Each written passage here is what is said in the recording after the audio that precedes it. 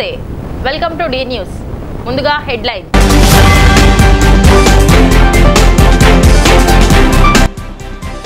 Maruti foundation ఆధ్వర్యంలో విజయవాడ నియోజకవర్గ TDP కార్యాలయంలో శనివారం వరద బాధితులకు నిత్యావసర సరుకుల కిట్లు పంపిణీ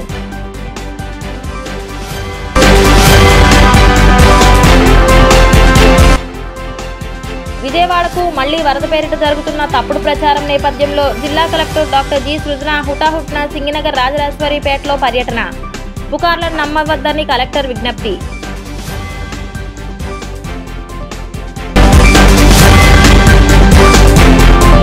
రాష్ట్రంలో టీడీపీ కూటమి అధికారంలోకి వచ్చిన 3 నెలల్లోనే విజయవాడ కనకదుర్గం ఆలయంలో 4 కోట్ల రూపాయల అవినీతి వ్యవహారం వెలుగులోకి వచ్చిందన్న వైఎస్ఆర్సీపీ నాయకుడు పోతిన మహేష్ మాజీ ఎమ్మెల్సీ బుద్దా వెంకన్న తన బినామీకి ఆలయ పార్కింగ్ టోల్ కాంట్రాక్టు కట్టపెట్టారని ఆరోపణ మారుతి ఫౌండేషన్ ఆధ్వర్యంలో విజయవాడ సెంట్రల్ నియోజకవర్గ టీడీపీ కార్యాలయంలో శనివారం వరద బాధితులకు నిత్యావసర సరుకులు కిట్లను పంపిణీ చేశారు. ఈ కార్యక్రమంలో స్థానిక ఎమ్మెల్యే బోండా ఉమా పాల్గొన్నారు. అనంతరం ఆయన మాట్లాడుతూ విపత్తులను సైతం మాజీ సీఎం జగన్ రాజకీయాల కోసం వాడుకుంటున్నారన్నారు. స్వచ్ఛంద సంస్థలు బాధితుల కోసం సేవ చేస్తుంటే జగన్ దుష్ట రాజకీయాలు చేస్తున్నాడన్నారు.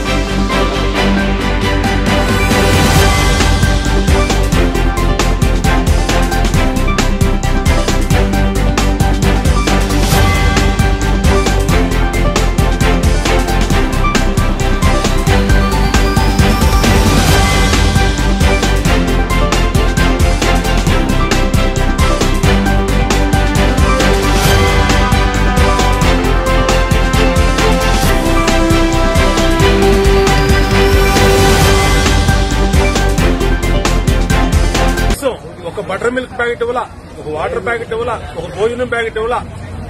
కానీ వరదలను కూడా రాజకీయాలకు ఉపయోగించుకునేందుకు మాట్లాడుతున్నది దుర్మార్గమైన విషయం. ఇప్పుడు ఇక్కడ స్వచ్ఛంద సంస్థలు ఇవాళ మా జంగాల సంస్థలు అని మా పార్టీ లీడరు తాడేపల్లి నుంచి వాళ్ళ అబ్బాయి మంగళగిరి నుంచి వీళ్ళందరూ వచ్చి మా నియోజకవర్గంలో వరద బాధితులు మా మైనార్టీ సోదరీమణులందరికీ కూడా పెద్ద ఎత్తున మరి సరుకులు నిత్యావసర సరుకులు ఒక్కొక్క కిట్టు 2,000 రూపాయలు చేసేది వాళ్ళకి అందించడం జరిగింది. ఇలాగా ఎక్కడెక్కడి నుంచో స్వచ్ఛంద సంస్థలన్నీ వస్తున్నాయి, ప్రభుత్వం అంతా వస్తుంది. జగన్మోహన్ రెడ్డి మాత్రం రాజకీయం చేస్తా ఉన్నారు. తాడేపల్లిలో కూర్చొని లేదంటే ఎక్కడంటే జైలుకి వెళ్లి వాళ్ళ నిందితుల్ని క్రిమినల్స్ ని పలకరించి, అంటే criminal party Jaganmohan Reddy YCP party వాళ్ళు ఇవన్నీ కూడా చేస్తా ఉంది.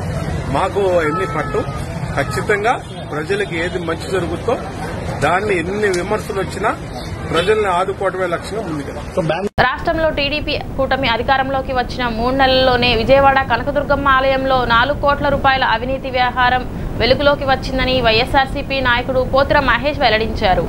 అధికారాన్ని అడ్డం పెట్టుకుని టీడీపీ నాయకుడు మాజీ ఎమ్మెల్సీ బుద్దా వెంకన్న తన బినామీకి ఆలయ పార్కింగ్ టోల్ కాంట్రాక్టులు కట్టపెట్టారని ఆయన తెలిపారు. అసెంబ్లీ ఎన్నికల ఫలితాలు వచ్చిన నాటి నుంచే దుర్గమ్మ ఆలయంలో బుద్దా వెంకన్న పెత్తనం పెరిగిపోయిందని, అధికారాన్ని అడ్డం పెట్టుకుని ఆలయ అధికారులను బెదిరించి ఆయన అవినీతికి పాల్పడుతున్నారని పోతిన మహేష్ చెప్పారు. మరోవైపు ఆలయ అధికారులు కూడా బుద్దా వెంకన్నను సహకరిస్తున్న వైఎస్ఆర్సీపీ నాయకుడు, ఆలయ ఈవో, దేవాదాయ కమిషనర్ ఇద్దరు నిబంధనలు కాలరాసి ఆయన బినామీ అయిన మహేష్కు కాంట్రాక్టర్ కట్టపెట్టారని గుర్తు చేశారు. గత ఏడాది జూన్లో ఆలయం పార్కింగ్ టోల్ ఫీజు కాంట్రాక్ట్ను 1.87 కోట్లకు అప్పగించారని, నిబంధనల ప్రకారం 2వ ఏడాది పొడిగించాలంటే కాంట్రాక్ట్ మొత్తాన్ని 10% పెంచడంతో పాటు ఆ డబ్బులు కూడా ఈ నెల ముందుగానే చెల్లించాల్సి ఉంటుందని పోతిన మహేష్ గుర్తు చేశారు.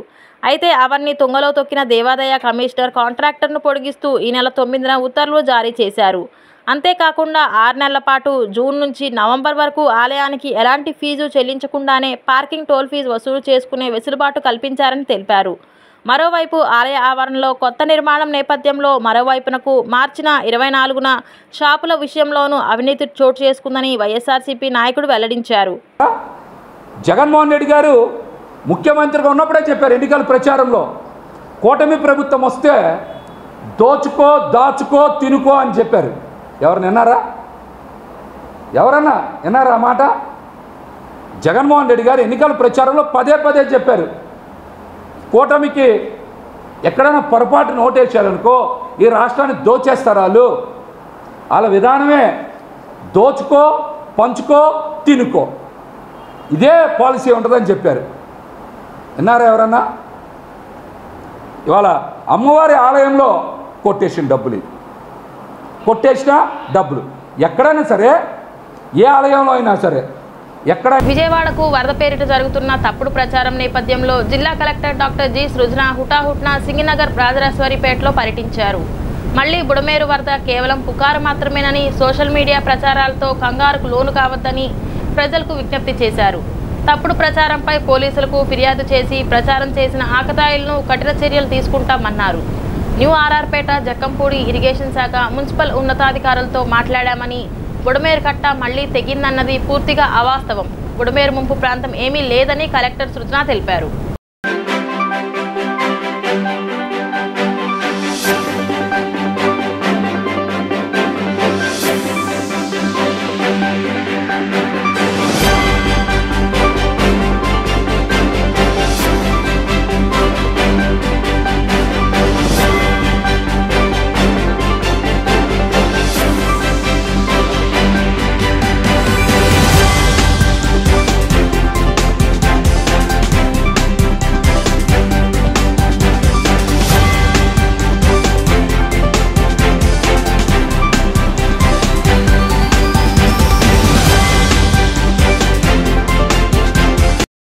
జిల్లా పరిధిలో జరిగిన వరదల వల్ల ముఖ్యంగా విజయవాడ నగరానికి జరిగిన నష్టాన్ని అంచనా వేయడానికి గత వారం రోజులుగా ఎన్యూమరేషన్ చేయడం జరుగుతోందండి.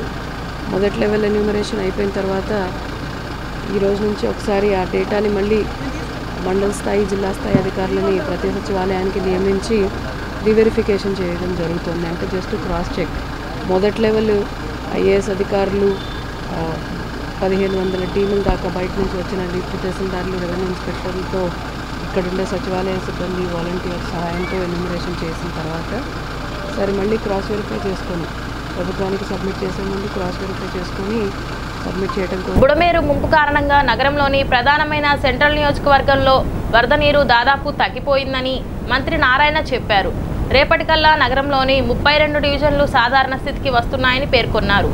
వరద నీటితో ఇళ్లలో చాలా బురద ఉందని, అన్ని విధుల్లో ఫైర్ ఇంజన్లు ఏర్పాటు చేసి క్లీనింగ్ చేయిస్తున్నామని తెలిపారు. మంత్రి నారాయణ వరద నీరు ఉన్న ప్రాంతాలతో పాటు శానిటేషన్ జరుగుతున్న చిన్న రోడ్లపై స్వయంగా బైక్ నడుపుకుంటూ పర్యటించిన మంత్రి నిన్నటి వరకు వరద నీరు ఉన్న ప్రాంతాల్లో శరవేగంగా వందలాది పారిశుద్ధ్య కార్మికులతో జరుగుతున్న క్లీనింగ్ పనులు పరిశీలించారు. జర్నలిస్ట్ కాలనీలో నిల్వ ఉన్న వరద నీటిని భారీ మోటార్లతో బయటకు పంపింగ్ చేస్తున్న పనులు పరిశీలన చేశారు. ఈ సందర్భంగా మంత్రి నారాయణ మాట్లాడుతూ వరద నీరు ఉన్న ప్రాంతాల్లో ఎన్యూమరేషన్ కొన్ని చోట్ల జరగలేదని బాధితులు చెబుతున్నారని, అలాంటి చోట్ల మరోసారి ఎన్యూమరేషన్ చేయమని అధికారులను ఆదేశించామని చెప్పారు. వరద నీరు బయటకు వెళ్లేందుకు నున్న రోడ్, బైపాస్ రోడ్, 100 అడుగుల రోడ్లో చాలా చోట్ల గండ్లు కొట్టామని చెప్పారు. గండ్లు కొట్టిన చోట తాత్కాలికంగా పైప్ లైన్లు వేయాలని అధికారులకు సూచించామన్నారు. భవిష్యత్తులో రోడ్లపై నీటి ప్రవాహానికి అడ్డు లేకుండా కల్వర్ట్లు నిర్మిస్తామని చెప్పారు.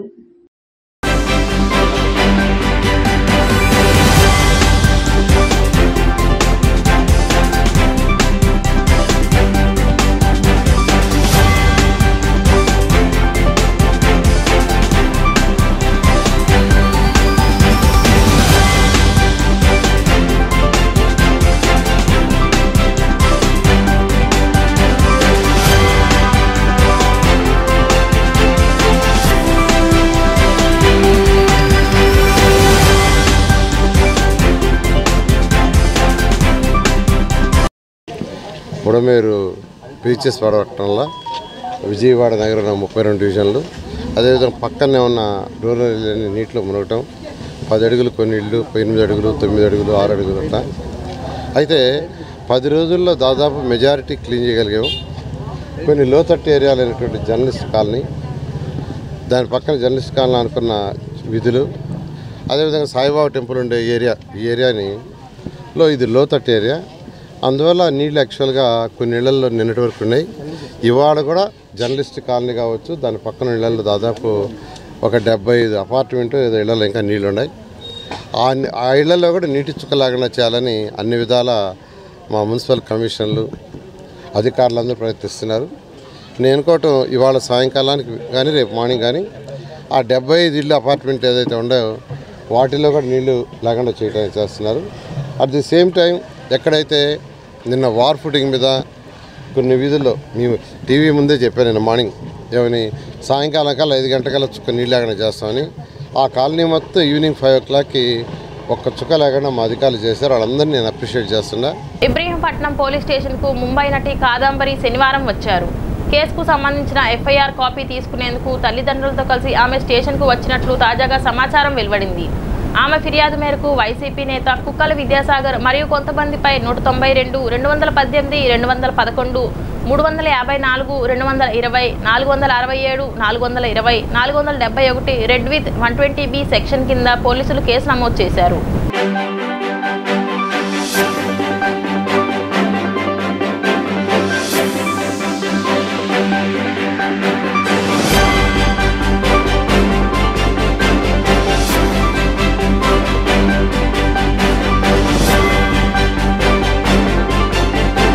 దుర్గగుడి పార్కింగ్ వ్యవహారంలోనూ షాపుల లీజులు వ్యవహారంలో మాజీ ఎమ్మెల్సీ బుద్దా వెంకన్న 4 కోట్ల రూపాయల మేర లబ్ధి పొందారని వైసీపీ నాయకులు పోతిన మహేష్ ఆరోపణలు చేయడం సరికాదని తెలుగుదేశం కార్పొరేటర్ ఉమ్మడి చంటి తీవ్రంగా ఖండించారు. శనివారం ఏర్పాటు చేసిన మీడియా సమావేశంలో ఆయన మాట్లాడుతూ బుద్దా వెంకన్నపై అసత్య ఆరోపణలు చేస్తే సహించేది లేదని మహేష్ను హెచ్చరించారు. గతంలో మాజీ మంత్రి వెల్లంపల్లి శ్రీనివాసరావును అవినీతిపరుడని విమర్శించిన పోతిన మహేష్ నేడు వెల్లంపల్లి వెంట తిరుగుతున్నాడని విమర్శించారు. నాటి మాజీ మంత్రి వెల్లంపల్లి అక్రమంగా దుర్గగుడిలో 60 మందిని తీయించి వారి పొట్టకొట్టారని అన్నారు. తెలుగుదేశం నాయకులు కొట్టేటి హనుమంతరావు, కామా దేవరాజు మాట్లాడుతూ ప్రజల మనిషి అయిన బుద్దా వెంకన్నపై అనవసరంగా నోరు పారేసుకుంటే సహించేది లేదని పోతిన మహేష్ను హెచ్చరించారు. ఈ సమావేశంలో పాల్గొన్న పలువురు దుర్గగుడి షాప్ లీజ్దారులు మాట్లాడుతూ తమకు గత వైసీపీ ప్రభుత్వం ఘోరమైన అన్యాయం చేసిందని విమర్శించారు. 54,000 రూపాయలు ఉండే షాపుల అద్దెలను ఒక్కసారిగా 1,06,000 రూపాయల వరకు పెంచేశారని ధ్వజమెత్తారు. తమకు బుద్దా వెంకన్న దేవుడు లాంటి వాడని, తమ సమస్యల పరిష్కారానికి ఆయన ఎల్లప్పుడూ కృషి చేస్తున్నారని కొనియాడారు. ఈ సమావేశంలో పలువురు తెలుగుదేశం నాయకులు, షాపుల లీజ్దారులు పాల్గొన్నారు. ఎన్డీఏ కోట్ల మీద పెద్ద నిందలు వేస్తా ఉన్నారు. పోతురు మహేష్కి ఇది తగునా అని అడుగుతా ఉన్నా. ఇప్పటికే పాతాళలోకానికి వెళ్ళిపోయాడు. ఇంకా కనుమరుగయ్యే రాజకీయాల్లో కనుమరుగయ్యే అవకాశాలు కూడా ఎక్కువ కనపడతా ఉన్నాయి. ఎన్డీఏ కూటమి రాయలవారి పరిపాలన మరిపిస్తుంటే ఇవాళ ఈ పోతురు మహేష్ అనే వ్యక్తి వచ్చి మరి ఎంత అవినీతి జరిగింది అక్కడ వ్యాపారాలు చేస్తే తెలుసు దీనికి బాధ. అక్కడ వ్యాపారాలు చేస్తే తినక ఆరోగ్యం బాగున్నా బాగోపోయినా వచ్చి కొట్టులో కూర్చొని 1,06,000 రూపాయలు నెలకు కడుతుంటే ఆ కళ్ళమ్మడి నీళ్ళు వస్తూ ఉన్నాయి. ఇక్కడ వ్యాపారం చేస్తుంటే ఇక్కడ జనం లేరు. ఓ పక్క వరదలు, ఓ పక్క ఏమో కొట్లు, ఇక్కడ అభివృద్ధి ఓ పక్క ఏమో కొట్లు పక్కన పెట్టడం, ఇన్ని రకాలుగా బాధపడుతూ ఉంటే మళ్ళీ దీంట్లో ఒక అవినీతి. ఒక పనికి మాలిన ఎదవ పశ్చిమ నియోజకవర్గంలో తన నోటికి వచ్చినట్టుగా మాట్లాడుతున్నాడు. నేను ఆయన వాట్సాప్ చూసా. ఇందులో ఆయన పెట్టిన దాంట్లో ఒక్కదానికి కూడా అర్థం లేదు. అసలు సబ్జెక్ట్ ఏంటో కూడా దాంట్లో అర్థం కావట్లా.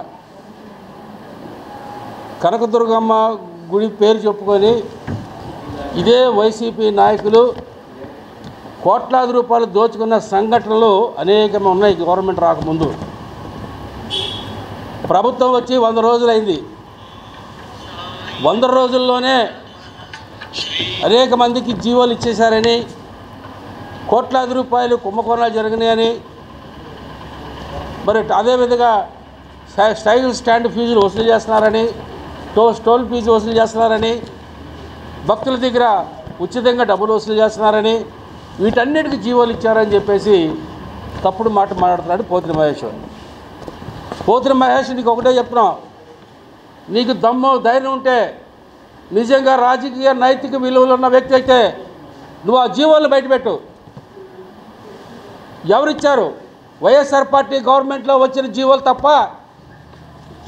ఈనాడు ఏర్పడిన ఎన్డీఏ కూటమిలో ఒక్క జీవో కూడా ఈ రాష్ట్రంలో ఏ ప్రభుత్వ శాఖలకు ఇవాళ అదేవిధంగా నేను దాదాపు 25 సంవత్సరాలు 30 సంవత్సరాలు అమ్మవారి టెంపుల్లో సాధారణ గుమస్తా దగ్గర నుంచి ఇప్పుడు వ్యాపారం చేసే స్థాయికి ఎదిగానండి. గత 5 సంవత్సరాల్లో జరిగిన అవినీతి కానీ మేము తట్టుకోలేని బాధ ఆత్మహత్య చేసుకుని దాకా వచ్చామండి. కానీ మాకు ఒక ధైర్యం ఏంటంటే నెక్స్ట్ గవర్నమెంట్ వచ్చేది ఆశతో బతికాం తప్ప 5 సంవత్సరాలు చితికిపోయామండి. అదే పోతిన మహేష్ గారు వెల్లంపల్లి సింగర్ సింహాలు దింగారు 5 ప్రెస్ మీట్లు పెట్టారు. ఇప్పుడు సింహాలు తలకాయలు ఇచ్చారా, కాళ్ళు ఇచ్చారా, తోకలు ఇచ్చారా, అతనికి నోరు మూసుకున్నారు. అది తప్పండి. ఎంత అవినీతి జరిగిందో మాకంట పోతిన మహేష్ గారి ప్రతి లిస్ట్ ఉంది. వెల్లంపల్లి గారు అది తీసుకున్నారు, అది చేశారు, ఇచ్చేసి ప్రతి నిమిషం ప్రెస్ మీట్ పెట్టి గుడి మీద ఏ అవినీతికి లంచం ఇచ్చినా కన్ఫామ్గా చెప్పేది, ఖండించింది. అప్పుడు ఆ గవర్నమెంట్ జనసేనలో ఉన్నప్పుడు అతను ఓన్లీ పవన్ కళ్యాణ్ జెండా. బుద్ధ వెంకన్న గారండి, ఈ ప్రజలు చాలా చిన్న చిన్న వ్యాపారస్తులు దేనికైనా అయ్యా నాకు సాయం కావాలి అని అడిగితే అక్కడ నుంచోబెట్టి ఉన్న పలంగా చేసి పంపించే మనిషి అండి. గత 5 సంవత్సరాల నుంచి షాపులలో ఎన్ని బాధలు పడుతున్నాము, ఎంత ఇబ్బందులు పడుతున్నాము, మానసికంగా ప్రతి ఒక్క విషయంలో చాలా బాధలు పడుతున్నాం. ఏంటండి వాళ్ళ ప్రభుత్వంలో 55,400 ఉన్న అద్దెని వాళ్ళ ప్రభుత్వంలో 1,06,000 చేశారండి. ఏదైనా పర్సెంటేజ్ ప్రకారం 3%, 4% ఉంటుందండి. అంత దారుణంగా 1,06,000 అయితే మిడిల్ క్లాస్ వాళ్ళు, లో క్లాస్ వాళ్ళు అమ్ముకొని సామాన్లు అమ్ముకొని బతికేవాళ్ళు ఎక్కడి నుంచి చేస్తారండి? ఇంత దుర్మార్గమైన పాలన పాలించింది కాకుండా దేవుళ్ళ లాంటి బుద్ధ వెంకన్న గారి మీద అబాండాలు వేసి చేస్తే అదంతా అమ్మవారు చూడదండి, చూస్తుంది. అధపాతాలానికి తొక్కింది. మొన్న వరదల్లో ఒక్క పర్సన్ కూడా ఆకలి కేకలతో చచ్చిపోలేదు. దట్ ఈస్ ఎన్ఐ కూటమి. ఎందుకంటే ఎన్ఐ కూటమికి నేను సెల్యూట్ చేస్తున్నా. ఇటీవల కురిసిన భారీ వర్షాలు, వరదల వల్ల ముంపునకు గురై నష్టపోయిన బాధితులకు పూర్తి స్థాయిలో న్యాయం చేసి వారిని కష్టాల నుంచి గట్టెక్కించాలనే ప్రభుత్వ లక్ష్యానికి అనుగుణంగా నష్టాల వివరాలను నమోదు చేయడం జరిగిందని, అత్యంత పారదర్శకంగా నివేదికలను రూపొందించి ఈ నెల 15న రాష్ట్ర ప్రభుత్వానికి సమర్పించేందుకు ప్రత్యేక బృందాలతో రీవెరిఫికేషన్ క్రాస్ చెక్ నిర్వహిస్తున్నట్లు జిల్లా కలెక్టర్ డాక్టర్ జి సృజన తెలిపారు. జిల్లా కలెక్టర్ డాక్టర్ జి సృజన శనివారం నగరంలోని సింగినగర్, వాంబే కాలనీ ప్రాంతాల్లో పర్యటించి నష్ట వివరాలు, డేటా రీవెరిఫికేషన్ ప్రక్రియను పరిశీలించారు. ఈ సందర్భంగా కలెక్టర్ సృజన మాట్లాడుతూ జిల్లాలో వరద ముంపు నష్టాల నమోదు ప్రక్రియను దాదాపు పూర్తి చేయడం జరిగిందన్నారు. ఏ కారణం చేతనైనా నష్టాల వివరాలు నమోదు కాని వారికి సంబంధిత సచివాలయాల ద్వారా మరో అవకాశం కల్పించి క్షేత్రస్థాయిలో ఎన్యూమరేషన్ బృందాలు పరిశీలించిన వివరాలను యాప్లో నమోదు చేయడం జరిగిందన్నారు. నష్ట వివరాలను నమోదు చేసి నష్టపోయిన ప్రతి బాధితునికి సాయం అందించి వారిని కష్టాల నుంచి గట్టెక్కించి ఆదుకోవాలన్న ప్రభుత్వ లక్ష్యానికి అనుగుణంగా పారదర్శకంగా నివేదికలు రూపొందిస్తున్నట్లు కలెక్టర్ వివరించారు. ముంపు నీటి కారణంగా నష్టపోయిన గ్రౌండ్ ఫ్లోర్ నివాసితులతో పాటు మొదటి అంతస్తులో ఎలాంటి నష్టం జరిగినా అలాంటి వాటి వివరాలను కూడా సేకరించి నివేదికలో పొందుపరచాలని ఎన్యూమరేషన్ బృందాలకు స్పష్టమైన సూచనలు చేయడం జరిగిందన్నారు. ముంపు కారణంగా దెబ్బతిన్న వాహనాలకు, ఇతర ఆస్తులకు ఇన్సూరెన్స్ పరిహారాన్ని అందించాలన్న లక్ష్యంతో స్థానిక సబ్ కలెక్టర్ కార్యాలయంలో ఏర్పాటు చేసిన ఇన్సూరెన్స్ ఫెసిలిటేషన్ సెంటర్ సెలవు రోజులైన శని, ఆదివారాల్లో కూడా పనిచేసేలా చర్యలు తీసుకున్నామని, ఈ సెంటర్ తర్వాత కూడా యథాతథంగా సేవలందిస్తుందని, బాధితులు ఫెసిలిటేషన్ సెంటర్లో వారికి సంబంధించిన క్లెయిమ్లను సెటిల్ చేసుకోవాలన్నారు. దాదాపు 20 ఇన్సూరెన్స్ కంపెనీల ప్రతినిధులు వారి పరిధిలో అప్పటికప్పుడే క్లెయిమ్లను సెటిల్ చేసి బాధితులకు సహకరించారు. సింగ్ నగర్, వాంబే కాలనీ, భవానీపురం, పాయకాపురం, కండ్రిక, వైఎస్ఆర్ కాలనీ, రాజరాజేశ్వరిపేట ప్రాంతాల్లో మెహ్మా స్కిల్ డెవలప్మెంట్ కార్పొరేషన్ అనుసంధానంతో అర్బన్ కంపెనీ యాప్ ద్వారా వివిధ సేవలను అందుబాటులో ఉంచినట్లు కలెక్టర్ వివరించారు. మెహ్మా ఆర్పీలు, సిబ్బంది వారి పరిధిలోని స్వయం సహాయక సంఘాల సభ్యుల ఫోన్లలో యాప్ను ఇన్స్టాల్ చేసి అవసరమైన సేవలు పొందేందుకు రిజిస్ట్రేషన్ చేయించుకునేలా చేస్తున్నామన్నారు. ఈ రిక్వెస్ట్ల ఆధారంగా టెక్నీషియన్లు స్వయంగా బాధితుల ఇళ్లకు వెళ్లి సేవలు అందిస్తున్నట్లు వివరించారు. Electrician, plumber, painter, carpenter, AC mechanic, TV technician ఇలా వివిధ సేవలు అందిస్తున్నట్లు తెలిపారు. దాదాపు 200 మంది టెక్నీషియన్లు ఈ పనుల్లో నిమగ్నమయ్యారన్నారు. అవసరం మేరకు బయట ప్రాంతాల నుంచి కూడా టెక్నీషియన్లను రప్పించి సేవలందించేలా చర్యలు తీసుకున్నామన్నారు. పాడైన ఎలక్ట్రానిక్ వస్తువుల రిపేర్ల విషయంలో ఆయా కంపెనీలు లేబర్ ఛార్జీల్లో పూర్తిగా, స్పేర్ పార్ట్స్లో 50% మేర రాయితీ కల్పిస్తూ సేవలందించేలా చేస్తున్నామని కలెక్టర్ సృజన వివరించారు. కలెక్టర్ సృజన వెంట విజయవాడ నార్త్ తహసీల్దార్ సిహెచ్ శిరీషాదేవి, ప్రత్యేక అధికారులు ఏ హరికృష్ణ, భారతి, ఆర్ఐజీ వరప్రసాద్ తదితరులు ఉన్నారు.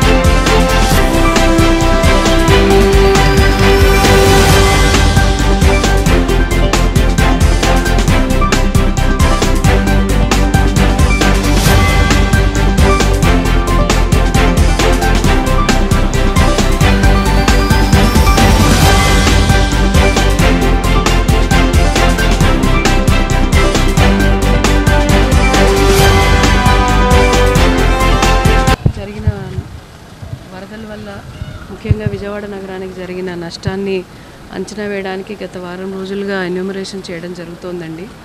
మొదటి లెవెల్ ఎన్యూమరేషన్ అయిపోయిన తర్వాత ఈ రోజు నుంచి ఒకసారి ఆ డేటాని మళ్ళీ మండల స్థాయి జిల్లా స్థాయి అధికారులని ప్రతి సచివాలయానికి నియమించి రీవెరిఫికేషన్ చేయడం జరుగుతోంది. అంటే జస్ట్ క్రాస్ చెక్. మొదటి లెవెల్ ఐఏఎస్ అధికారులు 1500 టీముల దాకా బయట నుంచి వచ్చిన డిప్యూటీ తహసీల్దార్లు, రెవెన్యూ ఇన్స్పెక్టర్లతో ఇక్కడుండే సచివాలయ సిబ్బంది వాలంటీర్స్ సహాయంతో ఎన్యూమరేషన్ చేసిన తర్వాత ఒకసారి మళ్ళీ క్రాస్ వెరిఫై చేసుకొని ప్రభుత్వానికి సబ్మిట్ చేసే ముందు క్రాస్ వెరిఫై చేసుకొని సబ్మిట్ చేయడం కోసం జిల్లా అధికారులని, మండల స్థాయి అధికారులని రీవెరిఫికేషన్ కోసం టీమ్స్ వేయడం జరిగిందండి. వాటన్నిటిని రీవెరిఫై చేసిన తర్వాత రేపటికి ప్రభుత్వానికి నివేదిక ఇవ్వడం జరుగుతుంది. ముఖ్యంగా నీళ్లు ఎంటర్ అయితే నష్టం జరుగుతుంది కాబట్టి ఇంట్లో 3 అడుగులు 4 అడుగులు నీళ్ళు ఎంటర్ అయితే వాళ్ళందరివి రికార్డ్ చేసుకోవడం. అది గ్రూప్ హౌస్ ఇట్లా మల్టీ స్టోరేజ్ బిల్డింగ్ అయితే పైన ఉండే వాళ్ళు కూడా కిందకి దిగలేకపోతున్నారు కాబట్టి కింద ఉండే వాళ్ళని రికార్డ్ చేస్తూ పైన ఉండే వాళ్ళ కష్టాన్ని కూడా రికార్డ్ చేయడం జరుగుతుంది. ప్రభుత్వం నిర్దేశించిన స్కేల్ ప్రకారము వాళ్ళకి ఎక్స్గ్రేషియా ఇవ్వడం జరుగుతుంది. Thank you. విగ్రహ ప్రతిష్ఠ పఠించడం మంచి శుభపరిణామం అని మైసూర్ మహారాజ్ ఎంపీ యదువీర కృష్ణదత్త చామరాజు వడియార్ చెప్పారు. శ్రీకృష్ణ దేవరాయల కాలంలోనే రామాయణాన్ని సరళమైన భాషలో రచించిన ఘనత మొల్లమాంబదని, అప్పటి వరకు రామాయణాన్ని సంస్కృతంలో మాత్రమే రచిస్తుండగా మొల్లమాంబ తొలిసారి తెలుగులో రచించి అందరికీ అందుబాటులోకి తెచ్చారని తెలిపారు.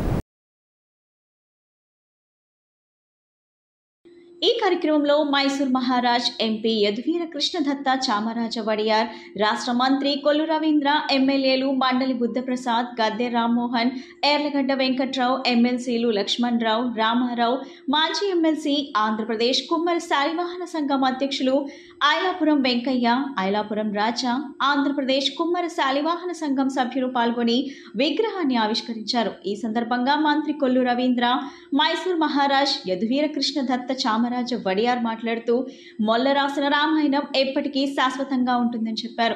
తెలుగు వారికి రామాయణాన్ని అతి సరళమైన భాషలో అందించడం గొప్ప విషయమని అన్నారు. తెలుగు వారికి ప్రపంచవ్యాప్తంగా గుర్తింపు ఉందని, దేశ భాషలందు తెలుగు లెస్స అని శ్రీకృష్ణదేవరాయలు వంటి వారు చెప్పారని గుర్తు చేశారు.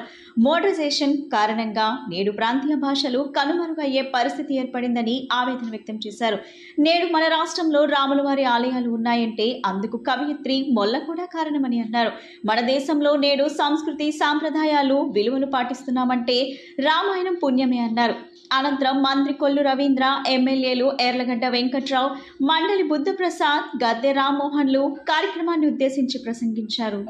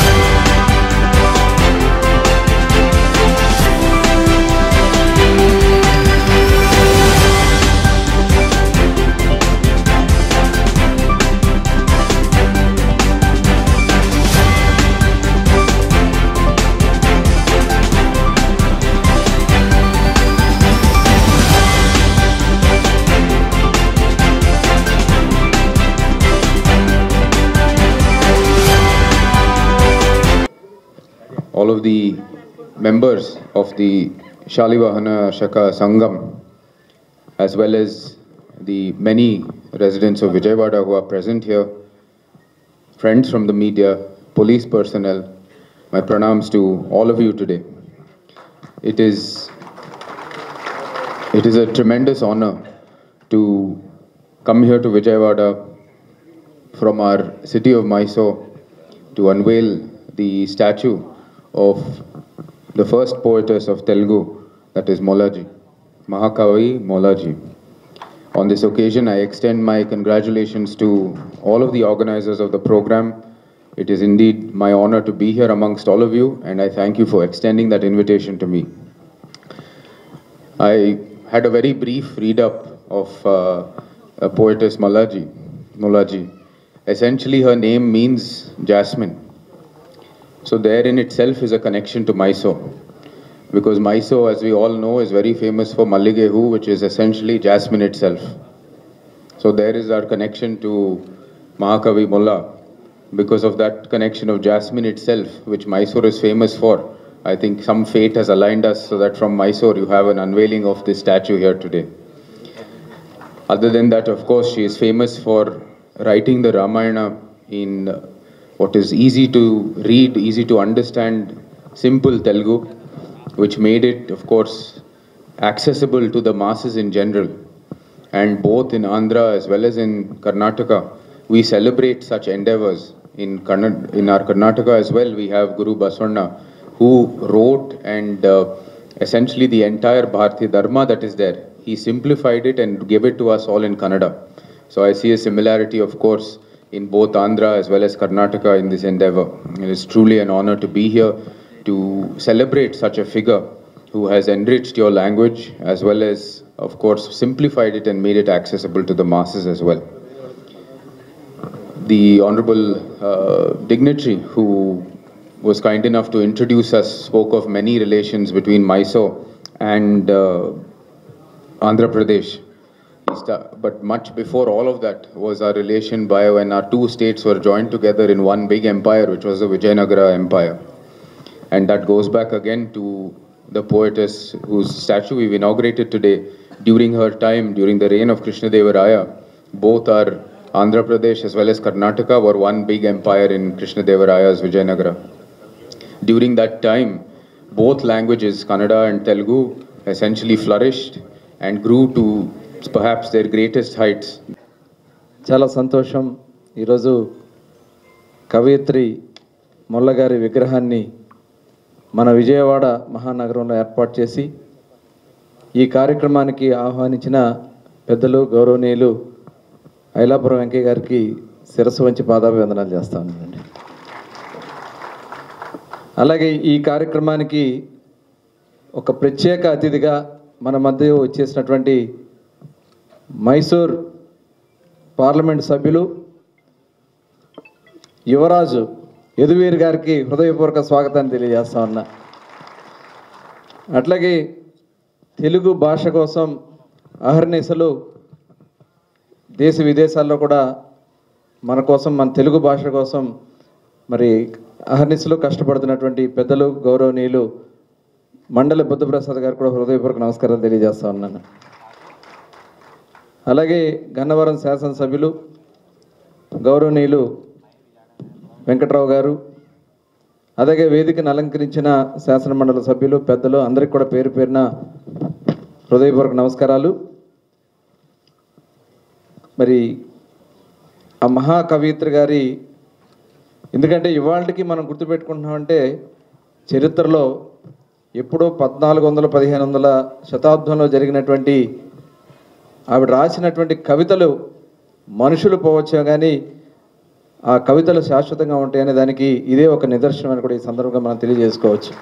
రాజా గారికి ధన్యవాదాలు తెలియజేస్తూ, అలాగే ఈ కార్యక్రమానికి వచ్చిన మైసూర్ ఎంపీ యదువీర్ గారికి, అలాగే ఐలాపురం వెంకయ్య గారికి, మండల బుద్ధప్రసాద్ గారికి, రవీంద్ర గారికి, రామ్మోహన్ గారికి, అలాగే వేదిక ముందున్న ఎమ్మెల్సీ గారికి అందరికీ నా నమస్కారాలు తెలియజేస్తూ, మొల్ల రామాయణం అని మనం చిన్నప్పటి నుంచి క్లాసులో చదువుకున్న అందరికీ తెలిసిన స్టోరీని ఆవిడ గురించి, ఆవిడ విగ్రహావిష్కరణలో పాల్పంచుకోవడం అదృష్టంగా భావిస్తూ ఈనాటి కార్యక్రమానికి ముఖ్య అతిథులుగా మైసూర్ మహారాజా గారు యువకులు వారు రావటం ఇది ఒక గొప్ప అదృష్టంగా భావిస్తూ ఉన్నాను. నేను 1999-2004లో పార్లమెంట్ సభ్యుడిగా ఉన్నప్పుడు వారి తండ్రి గారు అయి ఉంటారు నేను అనుకోవటం. అప్పుడు పార్లమెంట్ సభ్యులుగా ఉన్నారు. ఆ రోజున ఆ కొద్దీ నాకున్న పరిచయంతో నేను మహారాజా ప్యాలెస్ను కూడా మైసూర్లో చూడటం జరిగింది. మరలా ఇవాళ వారి వారసులు పార్లమెంట్ సభ్యులుగా ఉంటూ ఇవాళ ఈ విగ్రహాన్ని ఆవిష్కరించడానికి ఇచ్చేసిన వారికి కూడా మనస్ఫూర్తిగా నా యొక్క కృతజ్ఞతలు తెలియజేస్తూ వేదిక మీద ఉన్న బాబురండి లక్ష్మణరావు గారు, అదేవిధంగా మండల బొద్దుప్రసాద్ గారు, దువ్వారపు రామారావు గారు, ఇప్పుడే ఇచ్చేసిన మంత్రివర్యులు రవి గారు, గన్నవరం శాసనసభ్యులు వెంకట్రావు గారు, ఇంకా వేదిక మీద ఉన్న పెద్దలందరూ కూడా నమస్కారం తెలియజేస్తూ పూర్ణచంద్ గారు చక్కగా చెప్పడం జరిగింది. ఆ తల్లి మొల్ల గారి చరిత్ర గారండి, తర్వాత తెలుగువారికి మహారాజా మైసూర్ మహారాజా వారికి ఉన్న అనుబంధం. మరి మాకు మా చిన్నప్పుడు కథానాయక మొల్ల అనే సినిమాలో చూసినప్పుడు అంతకుముందు అనేక సందర్భాల్లో మొల్ల రామాయణం అని చెప్పి దాని ఒక వాడుక భాషగా ఉండేది. రామాయణాన్ని అతి సామాన్యుడు కూడా అర్థమయ్యేటట్టు రాసిన తెలుగు తొలి రచయిత మొల్ల అమ్మ అంటే అది మరి ఎంతో ఆ రోజున ఉన్న పరిస్థితులు బట్టి, ఆ రోజు సామాజిక పరిస్థితులను బట్టి ఏమాత్రం మహిళకి ప్రోత్సాహం లేని సమయంలో ఆవిడ ఒక తెలుగు వారిని ఉర్రూతలించే విధంగా రామాయణం రచించడమే కాకుండా ఆవిడ రచన ద్వారానే ప్రతి గ్రామంలో కూడా రామాలయం ఉంది అంటే ఆ కథని వాళ్ళ మనసుల్లో ఆ పురాణాన్ని మనసుల్లో నింపుకుని ఈరోజు ఒక మహత్తరమైన రోజు ఇది. తెలుగు సాహిత్య చరిత్రలో తనకంటూ ఒక ప్రత్యేక స్థానాన్ని సంపాదించుకున్న మహాకవయిత్రి మొలమాంబ విగ్రహాన్ని ఈ రోజున ఐలాపురం వెంకయ్య గారు ఈ తుమ్మలపల్లి క్షేత్రీయ కళాక్షేత్ర ప్రాంగణంలో ఏర్పాటు చేసి మైసూరు మహారాజా గారి చేత ఆవిష్కరింపజేయటం ఇది చరిత్రలో నిలిచే అంశం అని చెప్పి నేను భావిస్తాను.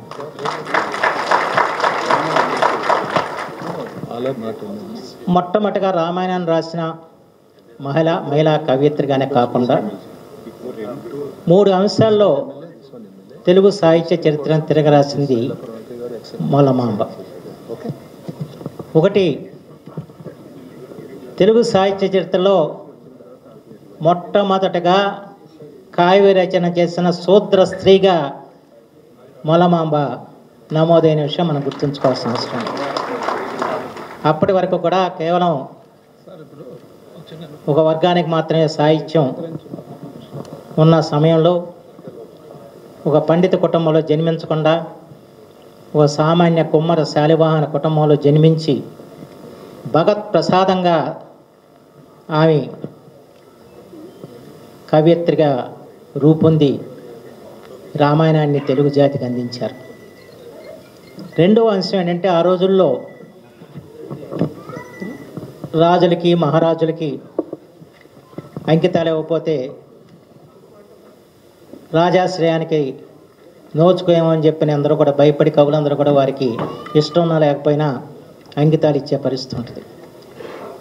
కానీ దాన్ని ఛేదించి రాజాశ్రయాన్ని కోరుకోకుండా శ్రీరామచంద్రుని అంకితం ఇచ్చిన మహా కవయిత్రి కూడా మొలమాంబ గారే. ఆ తర్వాతే మన పోతన గారు గుర్తుకు రావాలి. ఇక మూడవది, సహజంగా తెలుగు సాహిత్యం మొట్టమొదటి కూడా సంస్కృత పదాడంబరంతో రచన చేయబడ్డాయి.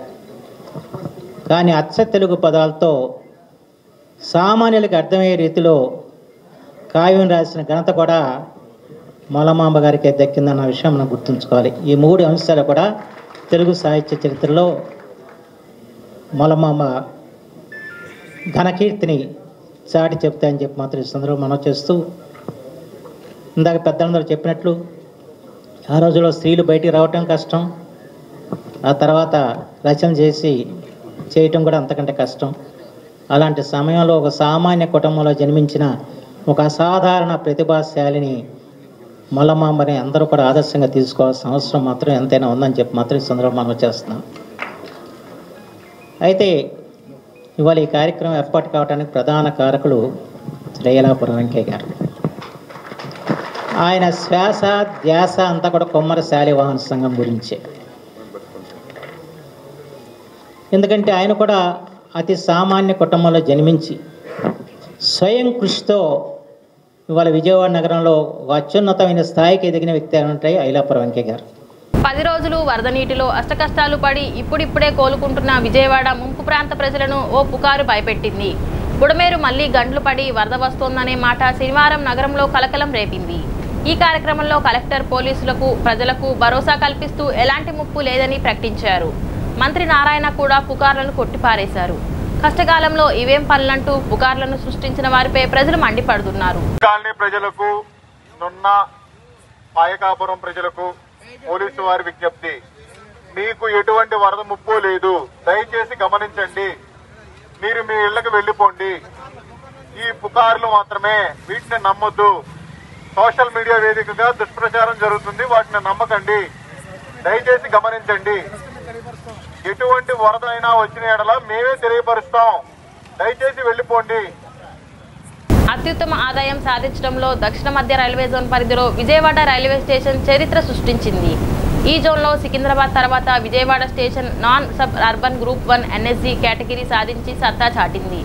ఈ రైల్వే స్టేషన్ దేశంలోని టాప్ 28 స్టేషన్లో ఎలైట్ గ్రూప్లో చేరింది. విజయవాడ రైల్వే స్టేషన్కు NSG 1 హోదా రావడం గర్వకారణమన్నారు Vijayawada railway division manager Narendra Anandarao Patil.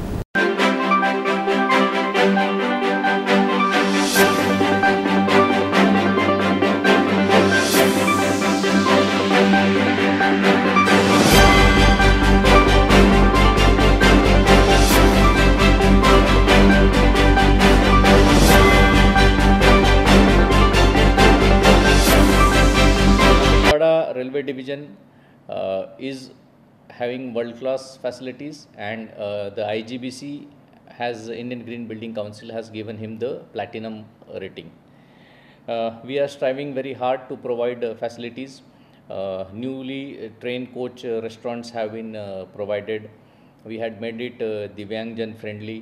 Even the Andhra Pradesh state government has given the best tourist friendly station award to Vijayawada railway station. Vijayawada railway station is a hub of activity with around 250 passenger trains and around 80 goods trains running across Vijayawada railway station.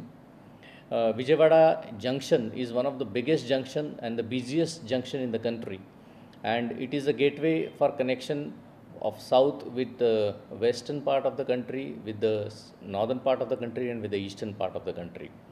By virtue of that, the geographical position and the operations involved, Vijayawada junction is growing in leaps and bounds, and it has now attained a revenue of more than 500 crores. In future, there are plans for redeveloping Vijayawada railway station. The plans are being handled by the RLDA, and this will further enhance the facilities of Vijayawada railway station and make it into a truly world class. భారీ వర్షాలు వరదలతో తీవ్రంగా నష్టపోయిన ప్రజలను ఆదుకునేందుకు ముందుకు రావాలని ఉప ముఖ్యమంత్రి పవన్ కళ్యాణ్ పిలుపు మేరకు వివిధ ప్రజా సంఘాలు, పలువురు ప్రముఖులు, వ్యాపారస్తులు ముందుకొస్తున్నారు. మేము సైతం అంటూ మానవత్వం చాటుకుంటూ సేవా కార్యక్రమాలు చేపడుతున్నారు. విజయవాడ ప్రాంతానికి చెందిన DD రెమెడీస్ ప్రైవేట్ లిమిటెడ్ అనే సంస్థ వరద బాధితుల సహాయార్థం 40 లక్షల రూపాయలు విలువ చేసే ఎమర్జెన్సీ మందుల కిట్లు పంపిణీ చేసేందుకు ముందుకొచ్చింది. మందులతో కూడిన మెడికల్ వ్యాన్ను శనివారం జనసేన పార్టీ కేంద్ర కార్యాలయం వద్ద శాసనమండలి సభ్యులు పిడుగు హరిప్రసాద్ జెండా ఊపి ప్రారంభించారు. విజయవాడలోని వైద్య శిబిరాల్లో ఈ కిట్లను అందుబాటులో ఉంచినట్లు DD రెమెడీ సంస్థ ప్రతినిధి వెల్లడించారు. ఈ కార్యక్రమంలో జనసేన పార్టీ కార్యక్రమాల నిర్వహణ కమిటీ కన్వీనర్ కళ్యాణం శివ శ్రీనివాస్, పార్టీ ప్రకాశం జిల్లా అధ్యక్షుడు షేక్ రియాజ్, పార్టీ నేతలు మండలి రాజేష్, చోడిశెట్టి చంద్రశేఖర్ తదితరులు పాల్గొన్నారు. బులెటిన్ ముగించే ముందు ముఖ్యాంశాలు మరొకసారి.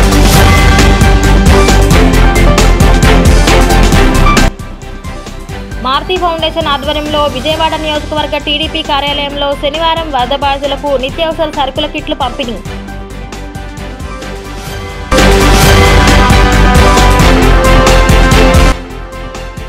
విజయవాడకు మళ్లీ వరద పేరిట జరుగుతున్న తప్పుడు ప్రచారం నేపథ్యంలో జిల్లా కలెక్టర్ డాక్టర్ జి సృజన హుటాహుట్న సింగినగర్ రాజరాజేశ్వరిపేటలో పర్యటన.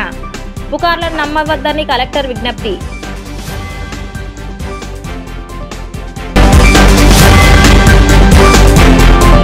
రాష్ట్రంలో టీడీపీ కూటమి అధికారంలోకి వచ్చిన 3 నెలల్లోనే విజయవాడ కనకదుర్గమ్మ ఆలయంలో 4 కోట్ల రూపాయల అవినీతి వ్యవహారం వెలుగులోకి వచ్చిందన్న వైఎస్ఆర్సీపీ నాయకుడు పోతిన మహేష్. మాజీ ఎమ్మెల్సీ బుద్దా వెంకన్న తన బినామీకి ఆలయ పార్కింగ్ టోల్ కాంట్రాక్టు కట్టపెట్టారని ఆరోపణ. టీ న్యూస్కి సమాప్తం. మళ్ళీ నెక్స్ట్ బులెటిన్లో కలుద్దాం.